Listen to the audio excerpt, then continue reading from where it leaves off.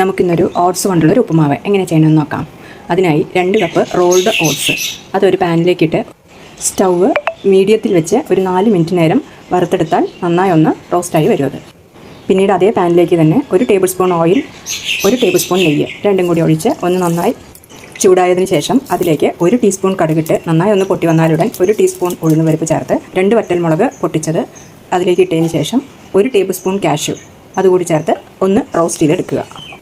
പിന്നീട് അതിലേക്ക് 3 പച്ചമുളക് ചെറുതായി അരിഞ്ഞത്, 1 ഇഞ്ച് നീളമുള്ള ഇഞ്ചി അരിഞ്ഞത് ഇട്ടതിന് ശേഷം അതിലേക്ക് 1 സവോള ചെറുതായി അരിഞ്ഞത് അതുകൂടി ചേർത്തതിന് ശേഷം നന്നായി ഒന്ന് ഇളക്കി കൊടുക്കുക. 1 ടീസ്പൂൺ ഉപ്പ് കൂടി അതിലേക്ക് ചേർത്ത് 1/4 ടീസ്പൂൺ മഞ്ഞൾപ്പൊടി കൂടി ചേർത്ത് കൊടുക്കുക.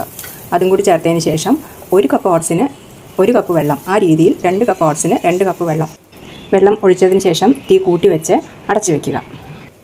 ആ വെള്ളം നല്ലവണ്ണം തിളച്ചതിന് ശേഷം അതിലേക്ക് നേരത്തെ റോസ്റ്റ് ചെയ്ത് വെച്ചിരിക്കുന്ന ഓട്സ് അതിലേക്ക് ചേർത്ത് കൂടിയ തീയിൽ തന്നെ ഒരു 3 മിനിറ്റ് അല്ലെങ്കിൽ ഒരു 4 മിനിറ്റ് അതിനകത്ത് തന്നെ അതിൻ്റെ വെള്ളമെല്ലാം വറ്റിപ്പോയി നല്ല ഉപ്മാവ് പരുവത്തിലായിട്ടുണ്ടാവും.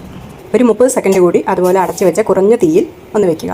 അത് കഴിഞ്ഞ ശേഷം അടുപ്പ് ഓഫ് ചെയ്ത് നന്നായി ഒന്ന് ഇളക്കി കൊടുത്തതിന് ശേഷം 1 ടീസ്പൂൺ നെയ്യ് അതിൻ്റെ മേലെ ഒഴിച്ച് ഒന്ന് നന്നായി ഇളക്കി ഇട്ട് കഴിഞ്ഞാൽ നല്ല ഹെൽത്തിയും ടേസ്റ്റിയുമായ നല്ലൊരു ഓട്സ് ഉപ്മാവ് റെഡി.